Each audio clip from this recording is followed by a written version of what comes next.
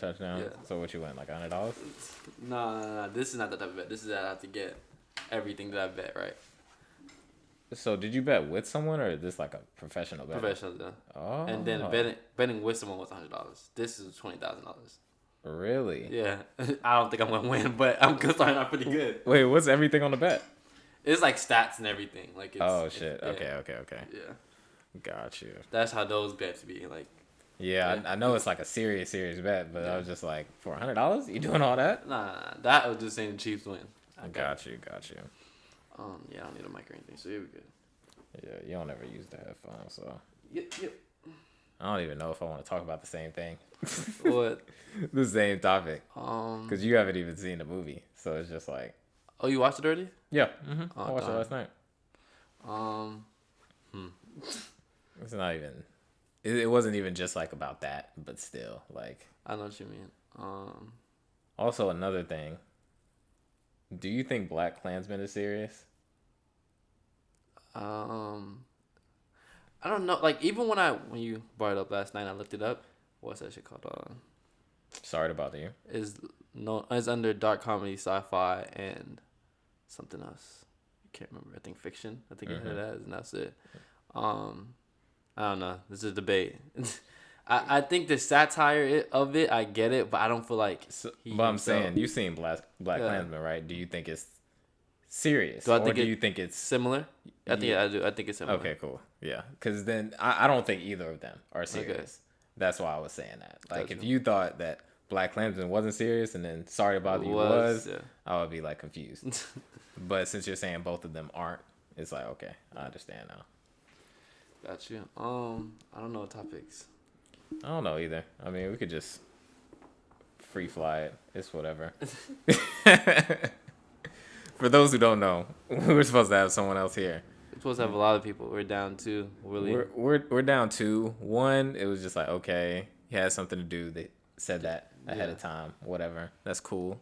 The other one was supposed to be on their way here, but misread something, so they ended up going home. Called him like a minute ago. And just like, I thought you didn't know. You can talk about just keeping up with everything.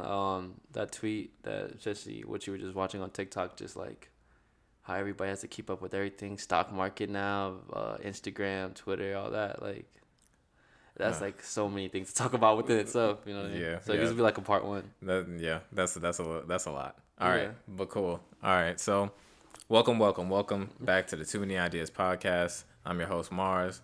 Got Luke here. Once again, this isn't going to be like our usual, we have like this topic and then we talk about it kind of episode. It's going to be more so just kind of free flowing a little bit, trying something different because we were forced to, but it is what it is. So what were you kind of like bringing up as you're dancing over here? I feel like that tweet, I can't remember exactly what it said, but basically just being at the age of from any range from like 22 to 26, 27, whatever, just having to be responsible for so much now to keep up with the times, like TikTok and Instagram and Twitter, Clubhouse, stock market, and then on top of that, you still got to be an activist. So it's like, to me, to be honest, like, people always say like, look out for the fakes and all your fake homies, all your fake friends, and this and that. I think it's becoming harder to do that, bro, because now it's like a trend.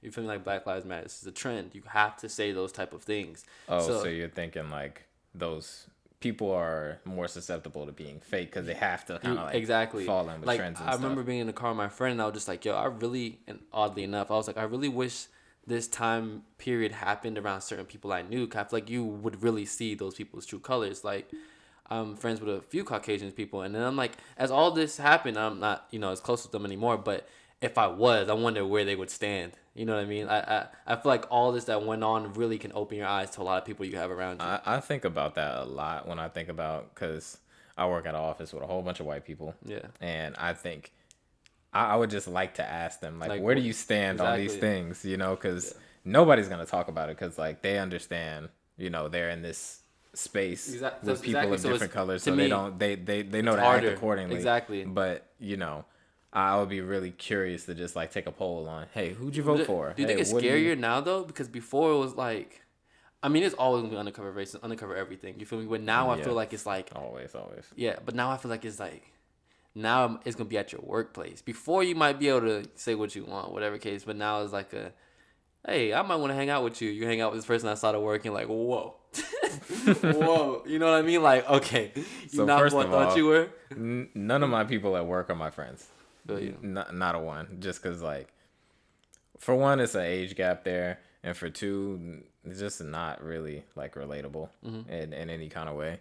But I don't know if I would say it's scarier now, just because I think the people who are very boldly like racist kind of have already shown their true colors. It's like, I'm boldly racist because we had a president who, emblazoned them to be able to be boldly racist.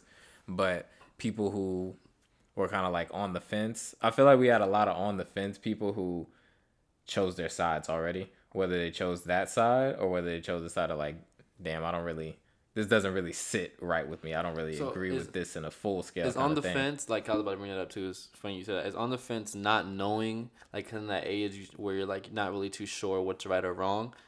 That's what you're saying about on the fence, or on the fence in the sense of like what? No, well, I guess yes, because I feel like a lot of race issues in America are subject to people who don't try to know though. Like that's more so what I'm talking about. The people who are ignorant and like purposefully so, and I feel like a lot of people who are, when I talk about on the fence, I'm thinking someone who, just like they talk about this all the time, like when a black guy enters an elevator and the white woman holds their purse. Yeah. Just as a natural kind of thing, for them at least. Those are those people who are like on the fence, like, I was doing these things because I was, I feel like there's a threat with other races. Okay, that makes sense. And then kind of like seeing what their people were doing and what we were doing and all the things that were kind of happening and saying like, maybe I was wrong. Yeah. That, or maybe, or they saying like, you know what, I'm gung ho for being, that. So, I was having a discussion. This kind of ties in with another friend of mine, and she was saying that her relative was like, they were making a joke and then got serious about something, and then her relative responded with like, we're all like racist in a way, and then she was bringing it up to me, and she was just like, I don't think so, and I was like, I do think so, and I think some way somehow, not to say like, okay, kind of like what you said, a black male or black woman, whatever, gets on the elevator, someone's going to clutch their bag. You feel me? I feel like the same way we do that, the same way we do it jokefully and sometimes not jokefully, but we'll be like, oh, you're dressed like this, or you fit this mold, or you're a thug, or you're that, this, that, and third. I was like, yeah, we're joking, so we don't mean it the same way someone else might say it, but to me, that still fits the mold of racism. You feel me? Like, not the same way we're saying it right now, but I still feel like at the end of the day, it fits that mold. It's still kind of pushing that same kind of like narrative, even if it's in a joking kind of sense, it still kind of has those underlying ideas. And I mean, I guess I agree with that, but at the same time, it's just like, at what point are we taking some of those things too seriously? Yeah, that's what I'm saying. I mean, of course, when you take it into a workplace, when you take it into who should get a job, who shouldn't, and who gets paid more, when that's a whole different discussion. But I was more going to bring the topic to this in the simple fact of saying, do you think it's easier now to keep yourself educated on things? Like, because I feel, let's like a 15, 14-year-old, or maybe a little bit older, let's go 16 max, right? I feel like it's hard for you to be a 16-year-old in this world and not really know what you shouldn't be doing. You know what I mean? Like, yeah, you can still be ignorant and have your fun, because at the end of the day, that person is 16. But I feel like for you to be like, oh, I didn't know I couldn't say that, or I didn't know. I don't know. Maybe I'm just looking at it because of my timeline. Cause I agree with that, because I feel like if you're 16 and you're on the internet freely, you should know the right from the wrong, because you see so many things happening. You see so many people doing X, Y, and Z. Well, I guess to your same point, I wouldn't say right from wrong, but it's easier for you to make your decision, because I don't feel like they would know the right or wrong decision. That's a better way to say it, because you just kind of like see things in this vacuum, and then you kind of decide like, oh, this doesn't seem right, or oh, that doesn't seem right. Exactly. And I mean, it's still, of course, like on parents and people who are around you, who are raising you up, whoever that may be, to kind of give you that guidance on, oh, this is right, this is wrong, this is how you should be, you know. But and then you see all these examples. Essentially, that's really what the internet has offered us, is a lot of examples of what people, you know, just human nature. You kind of see it a lot more. You see a lot of different people doing a lot of different things, whether it be right, wrong, bad, good, you know, dangerous, whatever, and you kind of get a good idea of what's going on in the world. So you should be able to make decisions based off of that. Do you feel like with everything we named earlier in the episode, in the sense of Twitter, just all social media platforms, do you feel like it's just gonna be too much for one to like actually keep up with? And not even just us, but like, to me, I look at it like this. I tell people all the time, like, yo, we're the first generation to actually have to handle all this. You know what I mean? What I mean by handle is essentially like, if you're not even just an influencer, if you just care to keep up or want to check up on things, you have to be on these apps. And it's sad, but it's true. And so with that being said, do you think that's going to be a thing for, like, you know, our siblings, younger, or child, or whatever you want to say, for them to be walking into, where it's going to be like, okay, we're dealing with like roughly 6 apps, I would say? Yeah. Do you think it's going to be like a 10? Or like a 8? You know what I mean? Like, and even with the apps we're naming now, we still know the big 3 is essentially, well, not even big 3, I say big 2 is Instagram and Twitter. So TikTok is definitely, I think, pushing the big 3. Yeah. And then after it's Clubhouse and, you know, et cetera, et cetera. But do you feel like these things, that we're going through, is going to be the standard, essentially? Like, hey, 6, 7 years old, you got to know how to use this, that, and the third. You're already on it. You know what I mean? I don't feel like it's going to be a you got to know how to use it type of thing. I feel like it's going to be a you're already on it type of thing. Because I just think that kids are getting introduced to social media earlier and earlier and earlier. And it's just becoming a regular way of life, as to where before it was kind of like something you had to get into it. Yeah. You know? But as far as keeping up, if you're just... I feel like it's going to get harder and harder for creators who are trying to do things with these platforms to like make careers and make themselves bigger, make money, all that kind of stuff. But I feel like that's going to get more difficult, but not if you're just going to Twitter or going to Instagram for information or something. These are questions twofold, though. Yeah, these are questions that I would really ask anyone, or even, you know, people that's watching, is like, now that these platforms are essentially offering so much more than just money, offering you a whole new lifestyle. That's essentially what they're doing for you. So it's like, exactly. Do you think we're going to get to the point, if not we're already at that point, that now creatives would be more accessible? And what I mean by accessible is like, hey, mom, like a kid can grow up and tell their mom they're going to be a creative and it'd be okay. Do you think social media is going to make that way? I mean, yeah, definitely, because we're going to get older and we're going to have, you know, kids ourselves, and all the people that are like us who are creators are going to have kids themselves, and they're not going to tell their kids like, hey, you can't do what I did.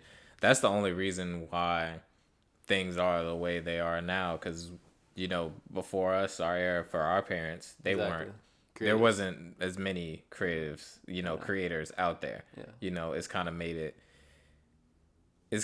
more, social media has made it kind of more of a saturated thing. But also that's kind of an issue there, because even though it's more saturated, there's more people who are creators out there, there's more people who are gonna fail at doing that, you know. And with that kind of problem, you kind of get to really kind of like the same thing, where there might not be a substantial amount more of creators, because you're fighting for a position in the same kind of way. So do you think, because realistically speaking, I feel like everyone has, like, I say max 30 go-to kind of artists. Let's talk about music, from a Spotify to Apple Music, whatever you use. I think about 30 people you probably go back and listen to throughout a month, maybe even shorter than that.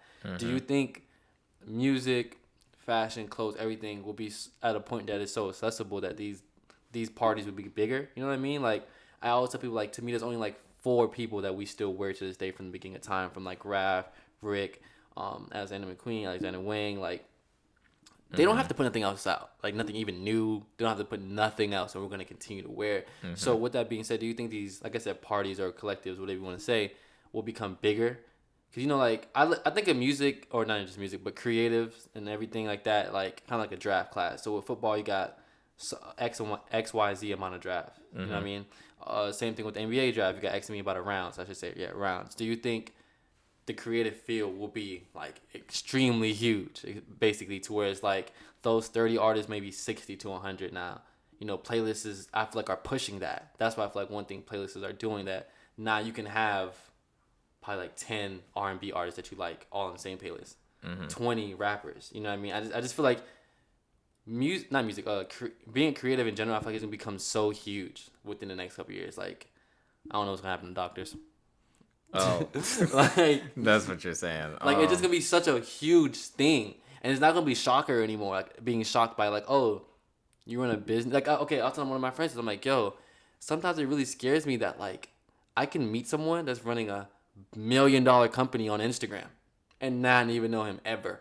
Not even hear a blog about him. Nothing. I'm like, damn, you making millions of dollars off the internet and no one really knows, or not me. You know what I mean? Like, that's kind of crazy to me to think, which has always probably been a thing. You know, there's millionaires that people don't know about. Yeah. But just to think like he has 3-4 M's on Instagram, whatever. Just an example, 3-4 M's on Instagram, making tons of money, and no one really knows because the world's so saturated. Everybody's making their own millions. That's like, I don't know. That's kind of just crazy to think about. Yeah, I mean, I don't think that we're gonna do away with doctors. I mean, I know that. Or like lawyers or something like that, but I do think that meeting someone who is a big creator, like in your life, will become easier. like a norm. Yeah. You know, will become like a thing that just kind of happens. And also, I also think that creators are kind of, a lot of the creators that you meet are creators who kind of bridge that gap, as far as like not just like your rappers or your singers or your this or your that, but you have a creator who is a like take like a graphic designer, and they're like a photographer, you know, or a social media manager type of thing. So it's like you're taking it from just, you know, being a creator, you know, drawing art, blah blah blah, and applying it to like a business model. Got you. And that's what I feel like has really changed and really grown for creators in this current generation, because that's a great example. You know, all of these things that we have, all these skills that we have, we're applying it in different kind of ways, in a way that actually can make sense to someone who's at a law office. You know, like a graphic designer says, hey, I'm gonna, you know, design your logos or this, that, and the third. Yeah, and like my sister told me appealing. she wants to be like a psychiatrist or whatever, and she was like, people don't know. She looked this up, I think, if I'm not mistaken. She was just like, Google's marketing, they have a lot of psychiatrists on their team, so they can say and tell people like, hey, this is how people look at this color. This is what usually makes them feel like this. So if you want to do a marketing towards X, Y, and Z, and I'm just like, wow, like, I mean, I'm pretty sure I kind of knew that if you really think about it, but like, then I was just like all the big businesses, big businesses take a lot from every kind of area, exactly, because they need all that information to pick out who their perfect person is that they're trying to market, whatever they're trying to market. But the reason why I brought her up was just the fact that, like, I think it fits the exact thing you were just saying. Because to me, she wanted to buy something like, hey, I know I want to be a creative, or at least have, like, some type of sway on the creative world. Yep. But, you know, I still know I want to go to school, have a financial backing and all that. So let me go to school for this and use this in a way to be kind of creative. And I felt like that. I was shocked by it, honestly. I was like, wow, like, you want to go to school for this just to turn around. You know what I mean? Like, you're going to be using your degree, but not to the point of what I think the degree was made for. You know what I mean? Yeah. So that was cool. And that in of itself is creative, you know, taking this degree and kind of like molding it into whatever you want to make it into. Exactly. That's what a lot of people do now with business degrees. That was like a big thing. Yeah. You know, someone just go to school for business. That's what people, even like parents, tell their kids now, like, if you don't know what you want to do, just go to school for business. You'll be able to use it some kind of way. Yeah, I remember my math teacher, that's who made me want to go to school for business. I was like, he was so cool to me. His skater, wore clothes, like actual cool clothes. I'm like, how did you end up here? He was like, I didn't go to school for this. Like, I went to school for just have my business degree. He tried skating, he tried everything else. You know, he had his fun, and then became a teacher. And I was like, what, the business degree? Like, do you know anything? He was like, I know how to use numbers, nigga. Like, you feel me? But did he like teaching, or was it just something cool that he fell into? Yeah, something he fell into. I mean, it was more like, you know, if anybody before us, our generation before, it's more like I tried my fun. It may not have worked out, so I fell back on this situation. Got it. See, and that's what I think is going to be like different. I feel like people are taking these business degrees and actually making lanes that they want to make, you know, nowadays. And it's a lot easier because of social media kind of thing. You can literally have your business degree and just be telling people what you learned in class on like True a TikTok, and that's a career. Yeah, and YouTube and everything. Yeah, yeah, that's a literal career. Like everything that you learned in school, just like condensing it for a certain audience. That's really the beauty of social media is that you have all these different audiences, and if you have an audience on Twitter, you can make money off of that audience just by telling them what you know. If you have an audience on TikTok, same thing. Audience on YouTube, same thing. Yeah. You know, and if you have an audience on all the platforms, you know, because you're really doing things. I was with my friend and I was on my TikTok and she was like, "Your TikTok is so boring," and it was basically like, "Did you know? Did you know?" And then like Black History facts, and then like, or a black person started this and you didn't know this, and I'm like, bro, this is interesting as hell. Like, I would have never learned this in school. And like, that's why it's such a big thing with social media. Like everything is a niche. Everything is like a specific area. Isn't it so crazy how like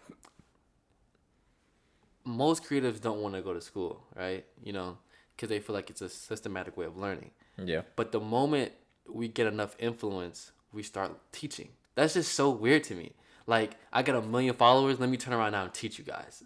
Like, that's just so fire. Like, I just think it's kind of weird. Like, when it's weird, but it's so fire. Like, yeah, I mean, we wouldn't want to learn this in a class, but we're gonna listen to you. Yeah, and it's good just because it's like you're getting this education from someone who already understands. Exactly. Like, hey, the system of school kind of sucks. Yeah, you know, and like you might not want to do that. So here I am to kind of help you do these things that, you know, you really want to do. Yeah. You know what I mean? I just think it's just funny. Like, even with me with the YouTube, trying to, like, help people learn how to make clothes and manufacture and all that. It's just the like, exact same thing. It's like, I know for a fact I wouldn't have went to school for that. Like, you know what I mean? I wouldn't have sat in a class. And there's not anything really, and that's really the thing. Like, there's not really a space for, you know, teaching of creative things. You know, you might have a few degrees here and there, but they're teaching you kind of like mechanics of things. They're not really teaching you how it applies in real life. Exactly. I was about to say how you can use it in actual life. Yeah. That's where I think a lot of this stuff is coming into fruition, is that it's real life applications of, you know, school type of concepts, you know. Yeah. And that kind of makes a big difference for people, and people really can care about that more than they can care about like what you do in a stats class. That's what social media offers you. Like, everything you're saying is dead on point. Like, basically you can learn something and apply it, if not that same day, next day, and you're on your, you know, you're on the roll. And like, people always, the main thing they ask me is like, I get what you're saying, but how can I do it now? You know, and that's the only thing I would say with teaching now through social media, through everything that we use our platforms. Everybody kind of wants the instant gratification situation. Yeah, that's very true. That's also, you know, a lesson within itself. But nah, social media does definitely have its ups and its downs. But switching topics, so how do you feel about the stock market? Like, the whole my personal feelings on it is that, like, that Instagram thing I sent you, I just feel like the stock market is turning into social media for celebrities. Like, wait, what do you mean? I just feel like it's gonna come to the point where they can control everything we want to invest in, if they're not already. Oh, you're talking about like what Elon and all that kind of stuff happening. To me, it's just so easy to sway people now because of social media. Like, I wouldn't be surprised if they start making new regulations or some shit. Like, because it's just so easy. Like, it's so easy, bro, and it's scary. See, that's the thing about it. It's just like, that's attributed to the people and how they just kind of like hype things up. Exactly. Like, that's really the real thing. And especially with, you know, Elon and Dogecoin or Doggycoin, whatever the fuck, however you say it. You know, that one specifically, since that started off as a meme, as a joke.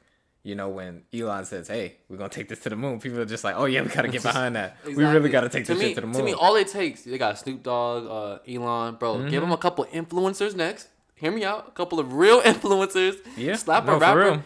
Let Kendrick come out of retiring saying, "Dope, it's over. It's hitting $1. It's hitting $1." Right now, today, it's, what is today? Sunday, February 7th. It's at 7 cents right now. So whenever this episode comes out, y'all check what it's at. I feel like, and to me, that's why I was telling my friends, I'm like, yo, I'm not in the stock yet. I don't feel like I personally know enough, but I'm getting into it. You know what I mean? But one thing I'm learning, I'm like, just like the, you know, this whole segment's about, is just like, we're having to keep up with it because we're learning that other people are making so much money. You know what I mean? And they're broadcasting it, and they're trying to teach us it. So now on top of that, now the people that we actually like or that are influencing us are also telling us where to go to get this money. So it's scary. Like, yeah, but that's also kind of like the bad thing about the stock market as well, because I was reading something. Well, not reading something. I think I was watching something. I can't remember. But he was basically talking about how once someone is like sharing this information with you, they've already made their money. Yeah. It's at this point that that is at this high, and then once you get in, it's kind of like low. It just stays there. Or it goes that's lower. what I was telling all my friends. I was just like, yo, I feel like by the time they're tweeting this, it's already too late. Yeah. Like by the time you see the Elon Musk tweet, it's already done went up its few cents that it's about to go up. Yeah. You know, and like even when the whole Dogecoin thing first happened, it was under a cent. Yeah. By the time that I saw it, it was already at 5. So it's just like the margin for how much money you can make at that point is like it's way lower. Yeah. You know what I mean? So it's just I just think it's scary though. It is. It really is. If people are figuring out, which I'm not saying people don't already do with the stock market. Once again, I'm new, so I'm just saying this all out of my nuance. But if people already figured out how to use TikTok marketing, Instagram marketing, Twitter marketing, blowing up people overnight, it's only a matter of time before the same thing happens with the stock market. To me, when it comes to having that influential power, and that's why I feel like it's kind of scary. I mean, that's really what happened with GameStop. Exactly. Like blowing it up overnight. Exactly. Like literally, they just took that. All those people from Reddit said, "Hey, we're gonna band together and we're gonna blow this up to kind of like as an anti-establishment kind of thing." And that's I fucked with that just because it was against people who are like the hedge fund people who, you know, they sell you the stock at a higher price or a lower price to, you know, just gauge the bets, whatever. I can't remember exactly how it goes. Yeah, man, the stock market thing is crazy. I just feel like, and it's really, really more complicated than even people who are just like readily investing right now. I was reading into that to a thread just saying like, hey, this stock market thing may seem like a trend, but do understand what you're doing. Like a lot of people will lose a lot of money. You know what I mean? Real. So, I mean, everything has its ups and its downs, but to me, it's just so hard to keep up with everything. Like, talking to this girl, she's like, yo, I gotta keep up with the stock market, whatever, you know, just catching up with her. Then she hit me early in the morning. I'm like, what are you doing? Why are you texting me so early? She's like, I'm up. The stock market's up, so I'm up. I'm like, bro, calm the hell down. Like, yeah, like for real, people see someone else making money and they want to give their whole life to it. Yeah, and it's just like, you're gonna fuck yourself up. I understand it. Like, I really do. Like, if there's money to be made, I would like to know how you're making that money. But to me, the stock market is not something that just blew up yesterday. You feel me? Yeah, I mean, it's been around for forever. Yeah, so it's just gotten more access to it for, you know, the normal consumer. Exactly. And that's kind of like it's a gift and a curse because there's a lot of danger in that because people think they could just go in there and just like, yeah, I'm gonna just put my money in there, all my money, whatever, you know. Because I was watching something where he was basically saying, you know, instead of putting your money in a savings account, put it in the stock market or put it into, you know, crypto or Bitcoin or whatever. Yeah. And it's just like, yeah, but no, like you can do that. He said that he put like 90% of his wealth into like Bitcoin and crypto and stuff. It's just like, you can do that because that 10% is enough for 10 of you. Yeah. Like, I can't do that because that 10% is not going to buy me a meal tomorrow. Yeah, I feel and that's what people are kind of, you're listening to these people who have already made all the money that they have a plethora of money to do this. They have it. They're having over there. Yeah. You're trying to get there. And like, yeah, they're going to help you. Yeah, they can. It's good information to have, but it's just like, you got to take it with a grain of salt and kind of remember where you're at and where they're at. Where you got to move to. Yeah, I agree. Like I said, once I fully learn what I got to learn and, you know, dabble with it, my whole thing is just making $1. Like, and I'm kind of go hard, go home. So if I put 50, I want 50,000. You feel me? Like that's me. But that's why I'm not doing it yet. Like that's why I'm not doing it yet. 50 to 50,000. Like yeah, you're crazy. You're crazy with that one. That's not Dogecoin going to $1. That's Dogecoin going to $100. Or like like $10. I think if you invested it at the 1 cent and then it went to $10, then you would have $50,000. That'd have been crazy. That would have been crazy. I would have been crying. I would have been set. Fuck the whole stock market. Like, you were not set with $50,000. I would have been set for at least 2 years. You're living off $50,000 for 2 years? An extra $50,000 on top of my regular lifestyle? Yes. Oh, okay. Like, I understand. I'm not saying just $50,000. I'm saying an extra. Like, this is just mine. Like, that's fire. Yeah, like if it was at a cent, and I wish I would have been able to do it then. Yeah. Because I feel like if I do it now, and I still have like done it now, but it's just like I just know the return isn't going to be as crazy. You know what I mean? But it's like you either have to put more in to get, you know, that big return, but it's just like you can't do the 50 into you know, however much. Because if you would have did $50 and it went to $1, it would have been $5,000. You know, and like being able to make that kind of money without really doing anything is like the whole thing. It's just great. You know, that's the whole thing about the stock market, and that's why, you know, most of the times when I hear people like us, you know, talk about the stock market, it's like, you know, it wasn't really like made for us, and that's why a lot of like, you know, Robinhood stop people from investing, because it's not about people who are middle class or lower class to make money. It's about people who are upper class to make money. Yeah, that's what it was geared towards. And since people who were upper class were losing money, they stopped it. Yeah, but the thing is, so ironic, which is so weird to me because of the name, one, exactly, and then two, because Robinhood to me essentially was made for younger people to invest easier. Am I wrong? Yes. So, like, exactly what it was for. It was for people. It was for regular people to learn or get into investing their money, and then they just took it away. And that kind of goes to show that stuff like that, even though it might seem like it's, you know, for the people, for whatever, from the start, that it's not really always for like that. Yeah. I know you're telling me I can't move this too much. My back hurts. I've been trying to get comfortable with this whole episode. Anyways, it doesn't matter.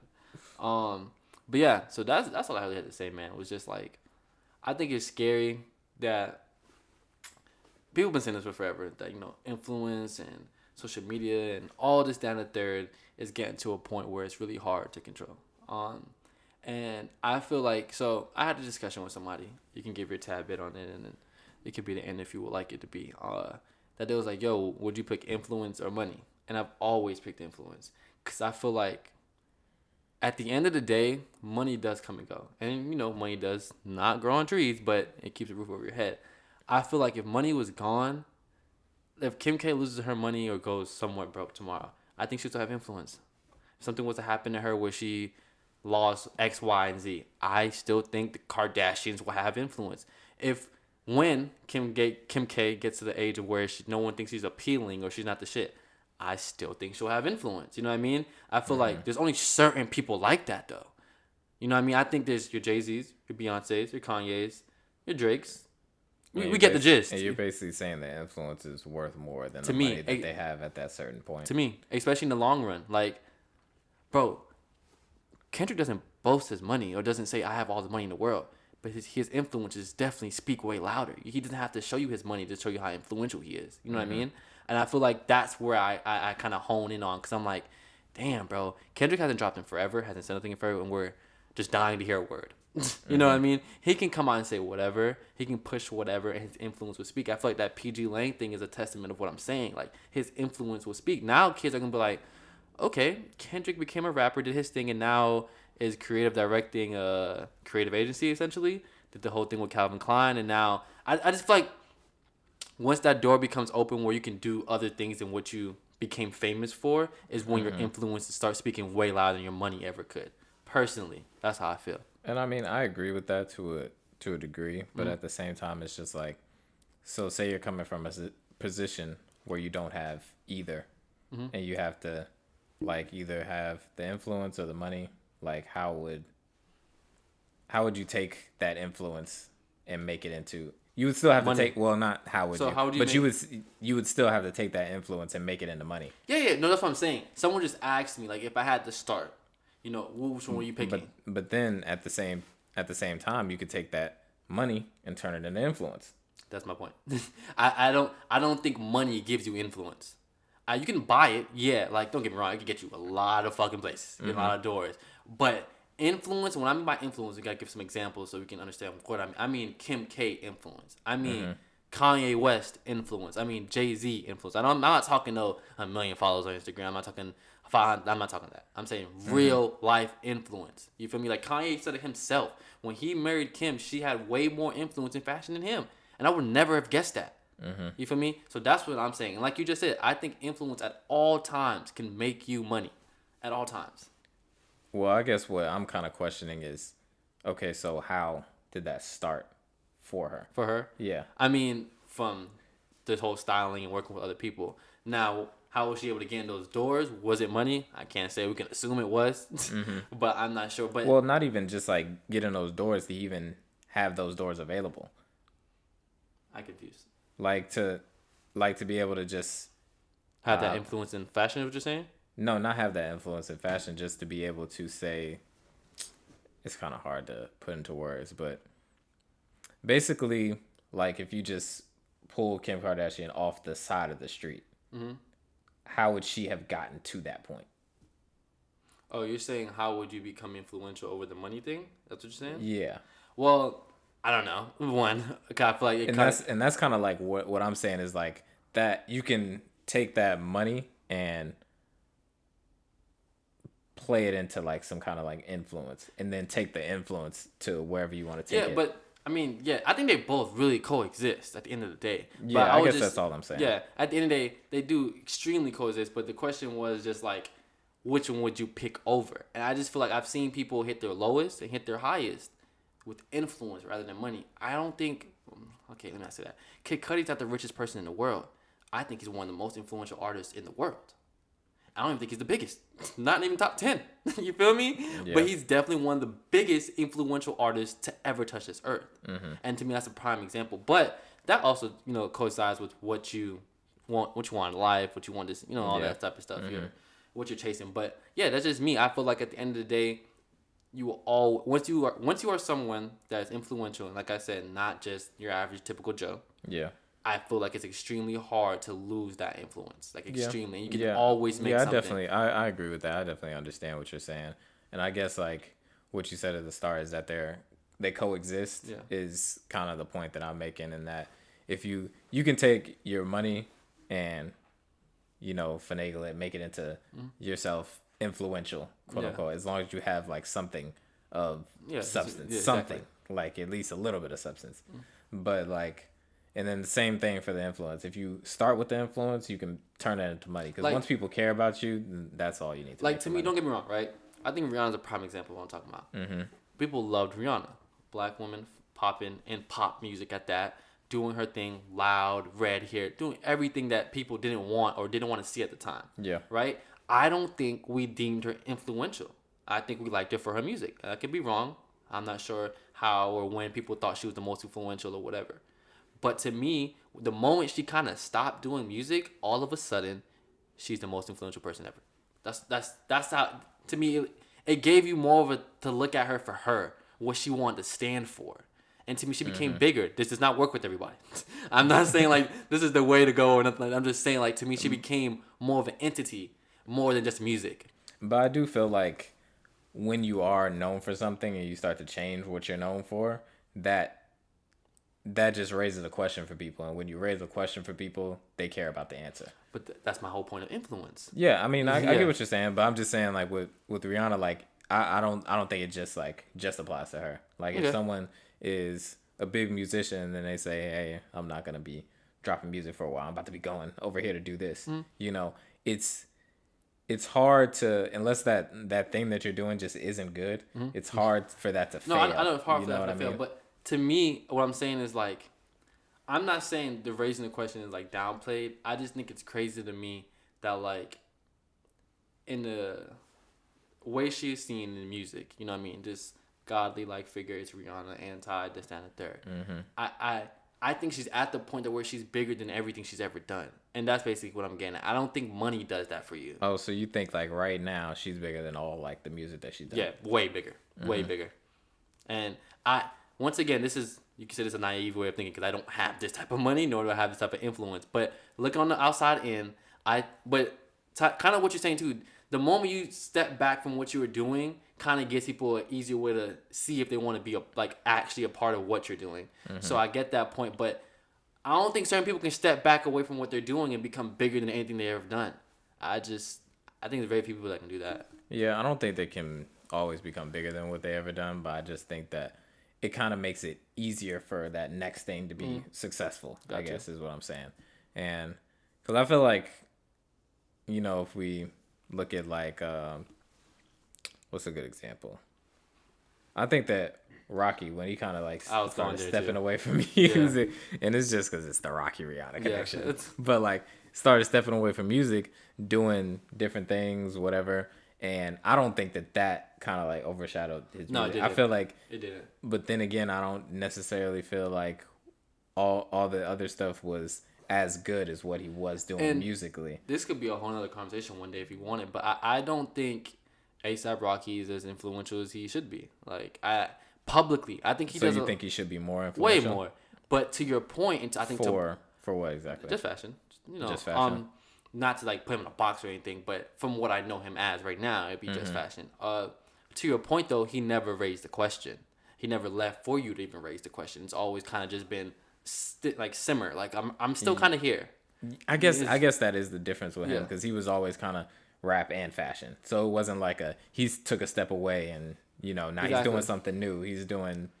Anytime he just took one thing away and still had the other thing. Anytime he goes away, we don't question where he's at. We just say he's probably doing some fashion shit. Yeah, exactly. It's never it's not nothing fresh or nothing new for him. Yeah, that's very different. Because with Rihanna, it was like music, and now it's like fashion. They like fashion, politics, saving the world, put on my cape, nigga, and whatever, exactly. Makeup, all that kind of stuff. So yeah, there's no like shots to Rocky at all, but yeah, I personally think he should be. If not damn near, I think he should have been one of the most influential people today. I just think where fashion has gotten, where music has gotten, where music video has gotten, like, not saying he started all that, but he was definitely a pieneer, like a strong pieneer of it. Yeah, I mean, without Rocky, we don't get the Ians, we don't get the Bloodies, we don't get the, even. Bro, I don't even think we get cool black models like we have right now. I would go as far as to say I don't think Our Future would have made the impact they would have. Future would have made the impact? I don't think so. Without Rocky? And hear me out. I think Rocky's help, not just Rocky. Let me take it back. Rocky, Lil B, a couple other people in that section that I'm probably forgetting right now. Wasn't Our Future before A$AP? No, it wasn't. Are you sure? I don't think so. Looking right quick. Are you sure? Yeah, look it up. I'm not. I feel like it was either like right around the same time or because I feel like I heard about Our Future before I heard about A$AP Rocky, not A$AP Mob. What I mean by like A$AP Rocky. Okay. I feel like I heard about Our Future before I heard about A$AP Rocky. I don't think so. I could be wrong. I don't think so. What I'm getting at is that I feel like these are other pioneers that I just probably can't think right now that helped the internet get looked at more. Mm-hmm. And I feel like which helped Our Future get looked at more. But I could be wrong. You could be right. I'm about to look it up real quick. Yeah, because I think that the first time I was hearing Our Future, I'm trying to really think about my timeline of life. I don't think so because Rocky was already like a hit artist by the time like Our Future was getting real buzz. Because I associate it with, this is funny, I associate it with trends. The Jeremy Scott trend and Rav trend was before the Supreme high socks trend. Am I wrong? I don't know. I think so. I don't think so. I think Our Future was before A$AP Rocky. Okay, wait. Are you saying big or like just them in general? Because that's what I'm getting at. Like, I feel like Rocky's era, and I'm not just saying Rocky, just Rocky's era, helped bring more light to the internet. That's what I'm saying. Like, are you just saying, like, Our Future was building buzz before Rocky? That's what you're saying? Yeah. Yeah, I can agree with that possibly. I'm not sure about that, but that wasn't my argument. I just feel like Rocky, I just can't even think of all the names associated with him at the time right now, but I just feel like he helped the internet become more than just like something you just scroll on. Now I feel like you were genuinely looking for artists, which to me helped Our Future and et cetera, et cetera. Once again, it's not just Rocky. But yeah, I was about to ask you, how do you feel like he did that? Well, hold on. Oh, music videos, of course. Oh, I feel like music videos and keeping up what he wanted to wear, Tumblr and all that type of stuff. See, this might be a good way to kind of like timeline this out, because I think that the Yonkers video was that. Okay, hold on. And I think that was before. Okay, let's look Rocky at that stuff. Yeah, I was about to ask you where should I start with this timeline anyway. But yeah, because I think that's kind of like the same thing that you're saying. Yeah. As far as like, so the music videos having those kind of influence, because